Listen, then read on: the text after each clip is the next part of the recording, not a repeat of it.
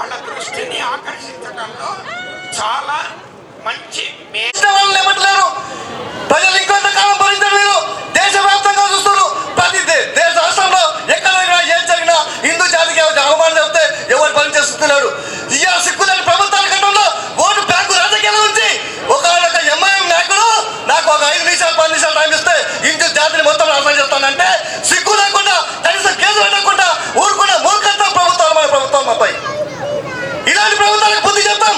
ఖచ్చితంగా హిందూ జాతికి వ్యతిరేకంగా కూడా మాట్లాడుతూ, హిందూ సమాజానికి వ్యతిరేకంగా కూడా మాట్లాడుతూ, హిందూ దేవాలయాలకు వ్యతిరేకంగా మాట్లాడుతూ ఖచ్చితంగా ఆ రాజకీయ పార్టీలను అవిటెంటెడ్గా ఖచ్చితంగా భూస్థాపితం చేస్తామని చెప్పి ఈ వేదిక నుంచి చెప్తాం. ఖచ్చితంగా ఈరోజు సమాజంలో హిందూ జాతి సంఘటనమవుతుందంటే మనమంతా చూస్తున్నాం. మన రోడ్లపై జాతీయ రహదారులు వేలాలు పెడుతున్నాయి. జాతీయ రహదారులు అనేక మంది ప్రాణాలు కోల్పోతున్నారు.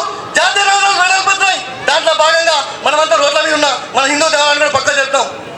హిందూ దేవాలయాన్ని ప్రకటిస్తున్నాం. ఈ యొక్క రాష్ట్ర ప్రభుత్వాన్ని స్థానిక ఎమ్మెల్యేలు డిమాండ్ చేస్తున్నాం. వేదిక నుంచి మీకు దమ్ముంటే జాతీయ రహదారి వెలుగులో ఉన్నటువంటి మసీదులు కానీ ఇంకా ఏమైనా ఖచ్చితంగా తీసేయకుండా ఈ వేదిక నుంచి చెప్తున్నా మా హిందూ దేవాలయాలను ఎట్లా తీసినామో ఖచ్చితంగా ఆ మసీదులను వాటిని కూడా మేము తొలగిస్తామని చెప్పి సందర్భంగా చెప్తున్నాం. ఖచ్చితంగా రాష్ట్ర ప్రభుత్వం కానీ ఈ యొక్క పాలకులు కానీ ఖచ్చితంగా హిందూ సమాజాన్ని చిన్న చూసినా, హిందూ దేవతలు చిన్న చూపించినా ఖచ్చితంగా హిందూ సంఘటన అవుతుంది. ఖచ్చితంగా ఎదుర్కొంటామని చెప్పి సందర్భంగా తెలియజేస్తున్నాం. నిజంగా నీతి చేస్తుంటే ఈ పాలకులకు ఈ యొక్క ఏదైతే తెలంగాణలో ఉన్న దేవాలయాన్ని అభివృద్ధి చేయండి. చిన్న చిన్న దేవాలయాలు ఉన్నాయి. అనేక మంది ఆ యొక్క దేవాలయాలకు దుప నైవేద్యాలకు ఇబ్బంది పడుతున్నారు. ఆ దేవాలయాలకు మనసుకోండి. మీరు దేవాలయాల నుంచి దేవాలయ శాఖ ఏర్పాటు చేసి మా యొక్క హిందూ దేవతల యొక్క డబ్బులు తీసుకుంటారు. హిందూ దేవాలయాల్లో డబ్బులు తీసుకుంటారు. కానీ హిందూ దేవాలయాలు డెవలప్ చేశారు. ఈరోజు పీరం కూడా మల్లికార్జున స్వామి దేవాలయం ఉంది. లక్షలాది కోట్ల రూపాయల ఆదాయం ఉంది. కానీ ఎండోమెంట్ వాళ్ళు వచ్చి అక్కడ చేసేది ఏముంటుంది? వచ్చిన ఉండిని తీసుకోవద్దని తప్పించి దేవాలయం అభివృద్ధి చేసిన పాపన అవ్వలేదు. ఛాలెంజ్ చేసి చెప్తా, ఈ ప్రియవరం కూడా మల్లికార్జున స్వామి దేవాలయం ఎండోమెంట్ ఎక్కడ డెవలప్మెంట్ కూడా చేయలేదు. అక్కడ భక్తులు డెవలప్ చేసారు. శివరాత్రి వచ్చిందంటే టెంట్ కూడా వేపిస్తాడు, లైట్ కూడా వేపిస్తాడు, స్టేజ్ కూడా వేపిస్తాడు, కళ్యాణ పందిర కూడా వేపిస్తాడు. ఈ విధంగా భక్తులు చేపిస్తాడు తప్పించి ఎండోమెంట్ శాఖ చేసేది ఏముంటుంది? ఎందుకు ఎండోమెంట్ శాఖ? మీరేమో వివిధ మతాలకు సంబంధించిన వాళ్ళకు జీతాలు ఇస్తారు, మా హిందూ దేవాలయాలకి తీసుకుంటారు. కానీ మీకు హిందూ జాతిని హిందూ దేవాలయాన్ని చిన్న చూపిస్తారు. ఈ రోజు మనం చూస్తున్నాం అనేక మార్పులు జరుగుతూ ఉన్నాయి సమాజంలో. కేవలం భారతదేశంలో ఉన్నటువంటి పౌరులంతా సమానమే. ఎవరైతే భారత మాత అంటాడో, దేశభక్తి ఉంటాడో వాడు ఏ కులమైన ఏ మతమైనా స్వీకరిస్తాం. ఎవరైతే పాకిస్తాన్ జిందాబాద్ అంటాడో వాడిని పొందబెడతామని చెప్తున్నాం. భారతదేశానికి కట్టుబడి ఉండి దేశభక్తి ఉన్న ఏ ముస్లిం అయినా క్రిస్టియన్ అయినా భారత్ మాలకు చేయి అంటాడో, భారత్ మాలకు చేయి అంటాడో వాడిని గౌరవిస్తాం. భారతదేశ బిడ్డగా స్వీకరిస్తాం. ఎవరైతే గోతులు తీసి వీళ్ళ మతమాన సృష్టించి ఇలా ఈ విధంగా చేస్తే ఖచ్చితంగా గోకుల చాట్లో జరిగిన సంఘటన చట్టం నిరూపించింది. ఎవరైతే గోకుల చాట్లో అమాయక ప్రాణాలు తిన్నాడో వాళ్ళకు ఉరిశిక్షిస్తే కాదు మేము ఉరిశిక్ష కాదు అని చెప్పేసి పైకోర్టుకు పోతే ఆ కోర్టు కూడా ఉరిశిక్ష విధించింది. మీకు ఉరిశిక్షణ కరెక్ట్, మీరు బాంబులో అనేక మంది పేద ప్రజల ప్రాణాలు తిన్నారు కాబట్టి మీకు ఉరిశిక్ష అని చెప్పేసి మొన్న ఆ రోజు కోర్టు తీర్పిచ్చింది. ఇలా ఉరిశిక్ష అమలు కాబోతున్నారు. ఖచ్చితంగా హెచ్చరిస్తున్నాం. సమాజానికి వ్యతిరేకంగా, హిందూ జాతికి వ్యతిరేకంగా ఎవరేం చేసినా సహించలేదు. ఖచ్చితంగా ఈ ప్రాంతంలో ఏ యొక్క హిందూకి అన్యాయం జరిగినా, ఏ యొక్క దేవాలయానికి అన్యాయం జరిగినా, ఏ యొక్క హిందూ సంస్కృతికి నష్టం జరిగినా ఖచ్చితంగా ముందుంటాం, నిలదీస్తాం. ఖచ్చితంగా బరాబర్ వాళ్ళని అక్కడ పొందబెట్టే ప్రయత్నం చేస్తాం తప్పించి హిందూ జాతికి అవమానం జరుగుతూ మాత్రం ఎట్టి పరిస్థితుల్లో ఊరుకునే లేదని చెప్పి ఈ సందర్భంగా తెలియజేస్తున్నాం భక్తులు. అలాగే ముఖ్యంగా ఈరోజు కేవలం భక్తు చట్టం మనం చూస్తున్నాం. ఈరోజు పెద్ద చట్టం అది. వేలాది ఎకరాలు, లక్షల ఎకరాలు పెట్టుకొని భక్తు భూముల్లో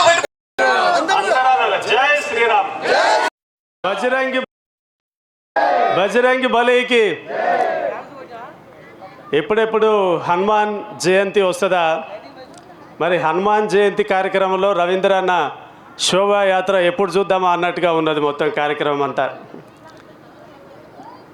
చాలా ఉత్సాహంగా ఉల్లాసంగా ప్రతి సంవత్సరం ఇంత వటుడు ఇంత అయిన విధంగా ప్రతి సంవత్సరం చాలా అంగరంగ వైభవంగా, అంటే ప్రతి సంవత్సరం కొద్దిగా చాలా గతం సంవత్సరం కంటే ఈ సంవత్సరం ఇంకా బాగా జరిగింది.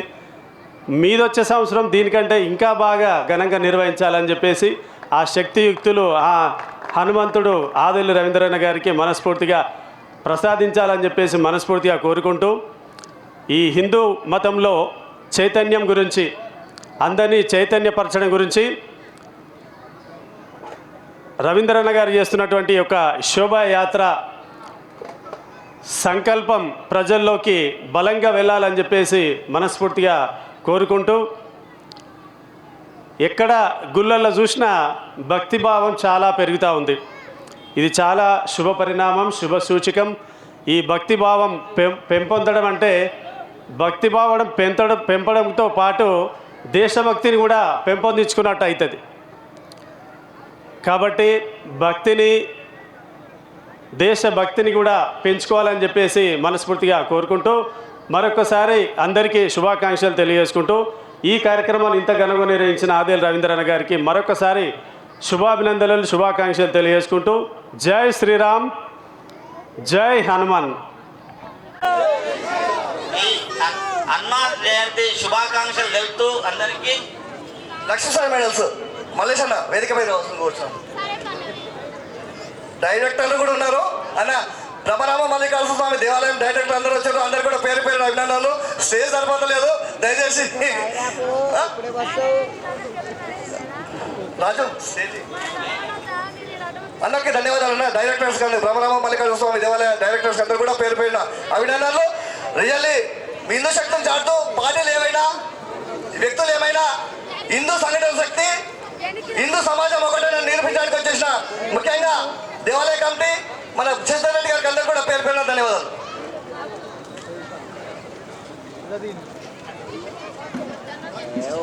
ఇలా హనుమాన్ జయంతి శుభాకాంక్షలు తెలుపుతూ ఈ పెద్ద ఎత్తున కార్యక్రమం పెట్టిన మన రవీంద్ర అన్నకు ప్రత్యేకంగా ధన్యవాదాలు. అమీన్పూర్ మున్సిపాలిటీలో ఇటువంటి కార్యక్రమం చేసుడు హిందూ ఒక్కటే కుటుంబం అని అందరికి ఎప్పుడు ఎంతో సంతోషంగా ఉంది. ఎందుకంటే అందరం కలిసిమెట్టుగా చేయాలి. ఇది హనుమాన్ జయంతి అంటే చాలా శుభాకాంక్షలు తెలుపుతూ ఈ అవకాశం ఇచ్చినందుకు ప్రత్యేకంగా ధన్యవాదాలు. మరి ఈరోజు మన బీరంగూడలో హనుమాన్ శోభాయాత్ర మన ఆదెల్లి రవీంద్ర అన్న గారు మమ్మల్ని ఆహ్వానించడం జరిగింది. వారికి మేము ప్రత్యేకంగా కృతజ్ఞతలు తెలియజేస్తున్నాము. మరి ఆయన మన ఇక్కడ అమీన్పూర్ మున్సిపాలిటీ బీరంగూడనే కాకుండా ప్రతి విషయంలో నేను ఆయన స్టేటస్ వాట్సాప్లో చూస్తున్నా. సనాతన ధర్మం, హిందూ ధర్మం గురించి ఆయన ప్రతిరోజు ఈ యొక్క కార్యక్రమాల గురించి యాక్టివ్గా ఉంటున్నాడు. నేను కూడా ఎందుకంటే ఒక చైర్మన్గా ఉన్నా కాబట్టి దీంట్లో ఆయనకు సపోర్ట్గా ఉంటూ మరి ఈ యొక్క హిందూ సనాతన ధర్మం అనేది ఏ విధంగా మనము కాపాడుకోవాలి, మన హిందూ ధర్మం ఎలా మనము ముందుకు పోవాలనే దాని విషయంలో ప్రతి ఒక్కరము హిందూ విషయంలో అందరం ముందుకుండాలని చెప్పి ఆయన ఇచ్చిన సూచనలు కానీ మనం కానీ అందరం ముందుండి పాటిస్తాము. మరి యొక్క శోభాయాత్ర ఆయన ఆహ్వానించడం జరిగినందుకు ప్రతి సంవత్సరము మరి ఇక్కడ శోభాయాత్ర నిర్వహిస్తున్నాడు. మరి అందరి తరపున మరి ఒక్కసారి ప్రత్యేకంగా రవీంద్ర అన్నకు ధన్యవాదాలు తెలియజేయాలని కోరుకుంటూ ముగించుకుంటున్నాను. సంబంధించిన ముఖ్యులు మరియు అదేవిధంగా పోలీస్ మిత్రులు, మీడియా మిత్రులకు అందరూ కూడా మరొకసారి మనస్ఫూర్తిగా ధన్యవాదాలు తెలియజేస్తున్నా. ఖచ్చితంగా రాబోయేది రామరాజ్యం చూస్తూ ఉన్నాం, మనం అన్ని చూస్తూ ఉన్నాం. ఏమి జరగాలనో ఒక్కొక్క ఇటుకే పేర్చుకున్నట్టు ఈరోజు ఈ స్థాయికి తీసుకురావడానికి చాలా కృషి చేస్తున్న మహనీయులు ఎంతోమంది ఉన్నారు. వారందరూ కూడా మనం ఈ సందర్భంగా ధన్యవాదాలు తెలియాలి. ఎందుకంటే ఈ గ్రౌండ్లో గత కొన్ని సంవత్సరాల నుంచి అన్నగారు ప్రోగ్రాంలు చేస్తూనే ఉన్నాడు. కానీ ఈరోజు చూస్తే ఒక ఆనందకరంగా ఉంది.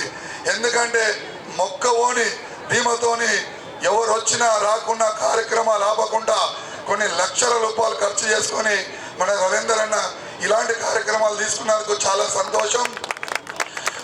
వారికి కూడా మేము ఖచ్చితంగా సపోర్ట్గా నిలిచి ఆయన ఎంబడి ఉంటామని తెలియజేస్తూ, రేపు రాబోయే రోజుల్లో కూడా ధర్మం వైపు ఎవరైతే నిలబడతారో మనమందరం ఆ వైపే నిలబడాలి. ఆ రోజు వచ్చేసి కళ్ళబోలి మాటలు చెప్పేసి చెప్పేసేసి ఓట్లు దనుకునే పరిస్థితి ఉంటుంది. కాబట్టి మీరందరూ తెలియమంతులు ఆలోచన చేసి ఆ రోజు మంచి నిర్ణయం తీసుకుంటారని నేను కోరుకుంటున్నా.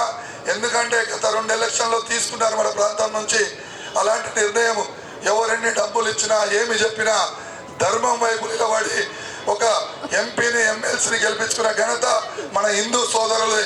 ఎందుకు నాయకులు పెద్ద మనుషులు రాలేరు, వాళ్ళకి ఇన్వైట్ చేసినా చెప్పినా పెద్దగా చెప్పారు, అన్న హిందూ జాతర మనమంతా రావాలి వస్తామని అన్నారు. మరి ఎందుకు అయ్యాలో ఒక్కళ్ళిద్దరు కనిపించలేరు. పేర్లు చెప్తే బాగుండదు, పక్కకే ఉంటారు. గ్రామం మొత్తం వచ్చిండ్రు, పెద్దలందరూ వచ్చారు, మహిళలు వచ్చారు, కానీ ఒక ఇద్దరు ముగ్గురు నాయకులు రాలేరు. అరే నాయన ఏదంటే చూసుకుందాం, ఇక్కడైతే హిందువులమంతా కలిసి కట్టుకుందాం. రాజకీయ పార్టీలు వచ్చినప్పుడు ఎలక్షన్ వచ్చినప్పుడు నువ్వు ఒక పార్టీ నేను ఒక పార్టీ నిలబడదాం, కొట్లాడదాం, అది వేరే విషయం. కానీ హిందూ సమాజం వచ్చినప్పుడు, హిందువుల సమాజం వచ్చినప్పుడు ఖచ్చితంగా రావాల్సిన అవసరం ఉంది. ఖచ్చితంగా అందరం కలిసి కొట్లాడవలసిన అవసరం ఉంది. హిందూ జాతిని సంరక్షించుకోవాల్సిన అవసరం ఉంది. ఈ సందర్భంగా మీకు తెలియజేస్తున్నాను, నరేంద్ర మోడీ పుణ్యమాని ఇవాళ భారతదేశంలో అనేక చట్టాలు అవుతున్నాయి. ఇవాళ వక్త్ బోర్డు చట్టం నిన్నమని తెచ్చిండు. వక్త్ బోర్డు చట్టం అంటే మీకు తెలియదు, ఇక జైరాబాద్ దిక్కు పోతే తెలుస్తుంది. ఊరు జైరాబాద్ దిక్కు పోతే ఒక ఊరు వక్త్ చట్టం కింద ఆ ఊరే ఉంటుంది మొత్తం. వాడు వక్తు చట్టం అంటాడు, ఆ ఊళ్ళో వాడి పట్టభూమి ఉంటుంది. లేదా పైన వక్త్ భూమి అంటాడు. వక్త్ భూమి అంటే ఈ పట్టభూమి ఉన్నాడు, నువ్వు కోర్టుకు పోయినా కానీ ఆ చెల్లెలు సుప్రీంకోర్టు కూడా అది వక్త్ భూమి కాబట్టి మేము ఏం చేయలేము, మేము చేతులు ఎత్తేసిన పరిస్థితి. ఆ రోజు కాంగ్రెస్ పార్టీ నెహ్రూ రాసిన రాజ్యాంగం ప్రకారం వక్త భూములు వాళ్ళకి ఇస్తే కొన్ని వేల వందల ఎకరాలు, లక్షల ఎకరాలు ఇలా భారతదేశంలో వక్త భూముల కిందకు ఉన్నాయి. ఇలా నరేంద్ర మోడీ చట్టం తెచ్చిండు. ఏంటంటే ఈరోజు వక్త భూమి లేదు, ఏది లేదు. ఈ వక్త భూమిని అడ్డుకు పెట్టుకొని ఓవైసీ లాంటి వాళ్ళు పెద్ద లీజులు ఇచ్చుకొని లక్షల రూపాయలు సంపాదిస్తూ తప్పించి పేద ముస్లింలకు చేసిందేం లేదు. ఇదంతా ప్రభుత్వం గుంజుకుంటారని చెప్పేసి ఈరోజు వక్త భూములను మొత్తం కూడా ఇలా నరేంద్ర మోడీ ప్రభుత్వం చట్టం చేసి ప్రభుత్వం గుంజుకుంది. ఇలా ప్రజలకు అందరికీ చెందుతుంది. ఈ విధంగా అన్ని రకాలుగా విజయం సాధిస్తున్నాం. ఇంకో విషయం చెప్తున్నాను, ఖచ్చితంగా భారతదేశం ఇలా నరేంద్ర మోడీ చర్యలు తీసుకుంటున్న విధానం చూస్తే ఖచ్చితంగా రాబో రోజులు ఈరోజు ఒక భవ్యమైన రామ మందిరం నిర్మాణం చేసిండు. ఎక్కడ కూడా సరలేదు. ఆ రోజు అన్నారు కాంగ్రెస్ వాళ్ళు, టీఆర్ఎస్ వాళ్ళు, ఏ బీజేపీలకు ఏం పని లేదు, ఈ రాముని గుడికి మట్టుకొని మాట్లాడతారు, వాళ్ళు చేసేది ఉన్నారు, పీకేది ఉన్నారు. కానీ నరేంద్ర మోడీ చెప్పిండు అది ఏ విధంగా అయితే ఆ విధంగా అయితే అన్నాడు. ఇలా సుప్రీంకోర్టు చాలా తీర్పిచ్చి దేశంలో ఒక సప్పులు లేకుండా, ఒక సలు లేకుండా, ఒక రక్తం చుప్పటి లేకుండా, ఒక ధర్నా లేకుండా ఇలా భవ్యమైన రామ మందిరం నిర్మించిన ఘనత ఇలా మరి మోడీది, ఇలా మన హిందువులది, మన హిందువుల విజయం. నేను ఒకటి చెప్తున్నా, త్వరలో భారతదేశం ఒక హిందూ దేశంగా ఖచ్చితంగా నరేంద్ర మోడీ హయాంలో అవుతుంది. ఖచ్చితంగా హిందూ దేశంగా ప్రకటిస్తుంది. ఖచ్చితంగా ఈ దేశం హిందూ దేశంగా ప్రకటించిన తర్వాత హిందువులమంతా గర్వంగా తలెత్తుకునే రోజు వస్తుంది. ఆ రోజు దగ్గరలో ఉందని చెప్పేసి ఈరోజు హనుమాన్ యొక్క విజయోత్సవం సందర్భంగా గ్రామ ప్రజలకు తెలియజేస్తున్నారు. ఏదేమైనా మన గ్రామం అంతా ఒక్కటి ఉండాలి. నాయకులారా, ఈరోజు ఎవరైతే రాలేరో మీరు పోతారు, ఆడ పోయి ఆడ రంజాన్ నాడు దర్గా కాడ మరి టోపీలు పెట్టుకుంటారు. సిగ్గు లేదా అని అడుగుతున్నా. టోపీలు పెట్టుకొని నమాజ్ చేస్తారు అయ్యా ఆడ పోయి. కానీ ఈడికి రానికి ఏమవుతుంది, హనుమంతుని దగ్గర రానికి ఏమవుతుంది నీకు? ఇవాళ అడగడానికి దమ్ముంది అలిగు. మనం పోయి ఆడ రంజాన్ నాడు టోపీలు పెట్టుకొని దర్గా ఆడ నమాజ్ ముగ్గడ చేస్తావు. ఈ రోజు ఒక ముస్లిం వచ్చి మరి ఎందుకు కండు వేసుకోడు, కాషాయం కండు వేసుకోడు, ఎందుకో మరి బొట్టు పెట్టుకోడు? మరి ఆ విషయం అడగడానికి దమ్ముంది అలిగు. ఈరోజు హిందూ లీడర్లు ఏ పార్టీ వాడైనా ఆలోచించుకోవాల్సిన అవసరం ఉంది. ఖచ్చితంగా ఈరోజు మీరందరూ గమనిస్తున్నారు, ఎవరైతే ఈ యొక్క హిందూ వ్యతిరేకాలను కోతారో, ఈరోజు భారతదేశంలో ఎవరైతే హిందువులకు సపోర్ట్ చేస్తారో, హిందూ సంస్థలకు సపోర్ట్ చేస్తారో, హిందూ దేవాలయాలను కాపాడుతారో, హిందూ ప్రజలను హక్కులు కాపాడుతారో వాళ్ళని ప్రజలు ఆదరిస్తారు. గతంలో చాలా సంవత్సరాలుగా మనం చూస్తున్నాం, చాలా ఎన్నికల్లో విజయం సాధిస్తున్నాం. కాబట్టి రేపు పొద్దున భవిష్యత్తు హిందువులకు ఎవరైతే సపోర్ట్ చేస్తారో వాళ్ళకే సపోర్ట్ చేస్తారు ప్రజలు తప్పించి మిగతా పార్టీలకు ఉండే అని చెప్పి ఈ విషయాన్ని గమనించాలి అని చెప్పేసి చెప్తూ మరి చాలాసేపు అయింది, అందరూ కూడా మాట్లాడడం. ముఖ్యంగా రగన్నక మహిళా టీం అధ్యక్షురాలు ఎవరున్నారో వారు ఇక్కడ వేదికకు వస్తే చిన్న సన్మానం చేస్తాం. తర్వాత మా గ్రామస్తులంతా మా జ్ఞానేశ్వర్ అయితే బాగా ఆతృతున్నాడు, బాగా డాన్స్ చేయాలని చెప్పేసి అవి డాన్స్ చేస్తారంట. ఒక్కసారి ఆ మహిళా రగన్న ఉన్నాడా, మహిళా అధ్యక్షురాలు టీం రఘుపతి రెడ్డి గారు, ఆదిల్ రవీంద్ర గారు, మిగతా పెద్దలు చెప్పినట్టు మన హిందువులందరం ఏ రోజైతే ఏకమై కలిసి ఉంటామో మనం అందరం ఎంత పెద్ద సమస్య వచ్చినా చిటికలో దాన్ని సాల్వ్ చేసుకునే ధైర్యము మరియు శక్తి మన దగ్గర ఉంటుంది. ఇది కావాలంటే మనం అందరం